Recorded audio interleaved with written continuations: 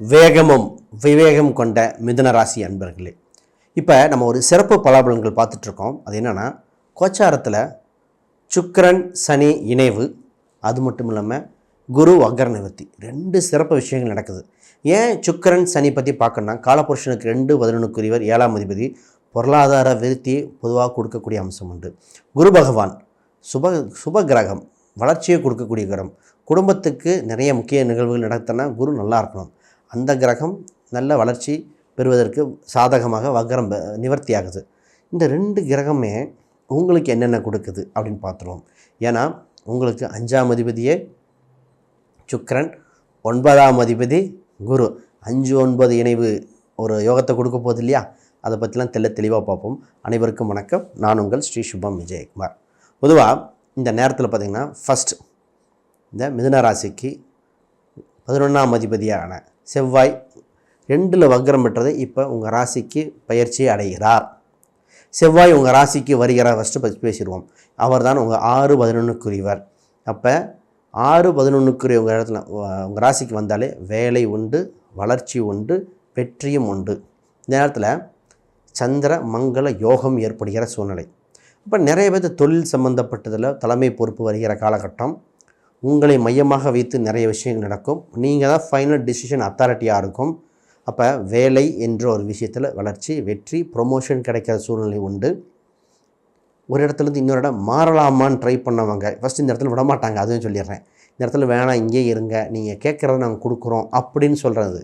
ஏன்னா கோச்சாரத்தில் வக்ரம் பெற்ற கிரகங்கள் உங்களை விடாது, மீண்டும் அதே இடத்துல கன்னியூ பண்ணுங்கன்னு சொல்லுவாங்க. வேலை இல்லாதவங்க, ஆல்ரெடி வேலையை விட்டு வெளியே வந்தவங்க திருப்பி கூப்பிடக்கூடிய சூழ்நிலை உண்டு. அப்போ இது வளர்ச்சியான காலகட்டம், வெற்றிக்கான காலகட்டம் பார்த்துருவோம். அடுத்து இப்போ 5-9 பூர்வ புண்ணியமும் பாக்கியாதமும் சேர்ந்து இருக்கிறது மிகுந்த அபரிமிதமான யோகம். ஒரு வளர்ச்சியான கால சூழ்நிலை கோச்சாரத்தில் ஏற்பட்டிருங்க.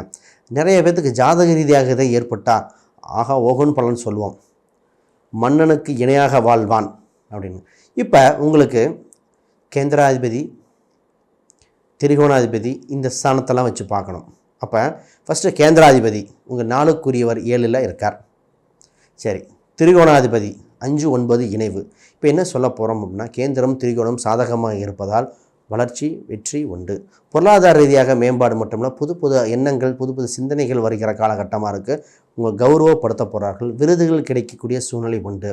இப்போ இதே ஒரு மாணவராக இருந்தால் அவங்க தேர்வில் அதிக மதிப்பெண் பெறுகிற சூழ்நிலை.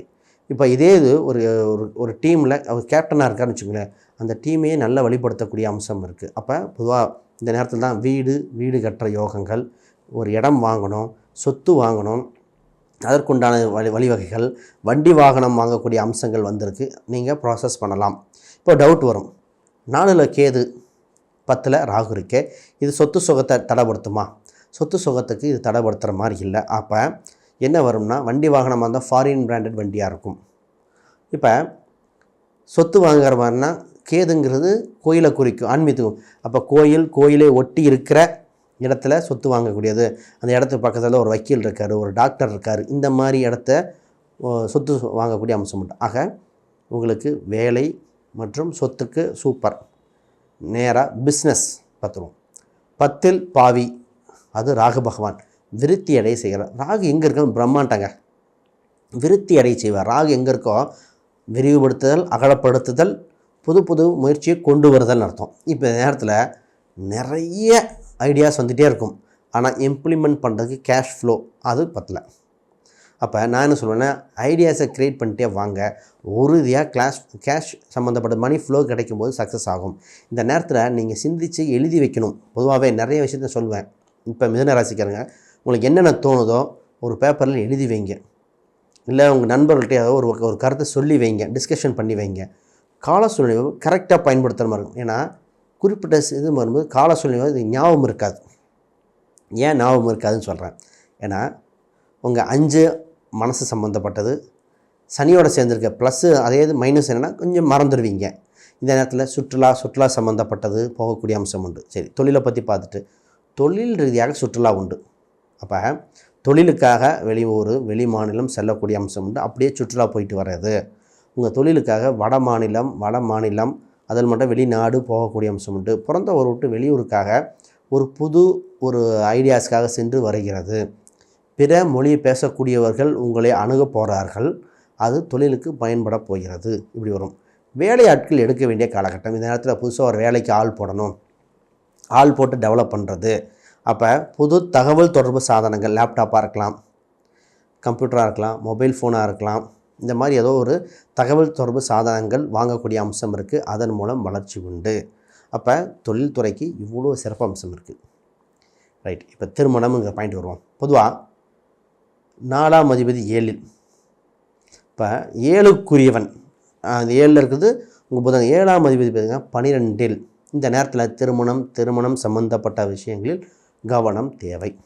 இப்போ மற்ற விஷயம்லாம் இவ்வளோ சொல்லிட்டு வந்தோம். திருமணத்துக்கு கொஞ்சம் வெயிட் பண்ணுங்க அப்படின்னா, அங்கே சுப கிரகங்கள் பார்வைகள் எதுவும் இல்லை. புதன் அப்படிங்கிறது அந்த ஒரு பாதகஸ்தானத்தில் இருக்கிறனால நீங்கள் இப்போ எடுக்கிற முடிவு அவ்வளோ சிறப்பாக இருக்காது. அப்போ எப்போ எடுக்கணும்? அப்போ நம்ம இன்னும் ஒரு சில மாதங்கள் இருக்குது. அப்போ இந்த பயிற்சியில் சுக்கிரன் சனி பயிற்சி, அந்த சேர்க்கைகள், குரு அந்த ஸ்தானத்தில் இந்த ஒரு கிரகத்துக்கு திருமணம் என்ற நிகழ்வு கொஞ்சம் வெயிட் பண்ணணும். அப்போ திருமண காரியங்களில் பேச்சுவார்த்தை பேசலாம், ஜாதகங்களை பார்க்கலாம், உறுதியை கொடுக்கக்கூடாது. திருமணம் ஆல்ரெடி ஃபிக்ஸான திருமணத்தை நடத்துறதுக்கு தடை இல்லை. இப்போ புதுசாக ஃபைனலைஸ் பண்ணுவது கொஞ்சம் தாமதம் தேவை. அப்போ மிதுன ராசிக்காரங்க கொஞ்சம் கவனமாக இருக்கணும். இப்போ 9ஆம் இடம் வலுத்திருக்கு. 9ஆம் இடம் 5, 9 தரும். அப்போ 2வது திருமணம் ஆல்ரெடி மனமுறிவு ஏற்பட்டு அவங்களுக்கு தடை இல்லை.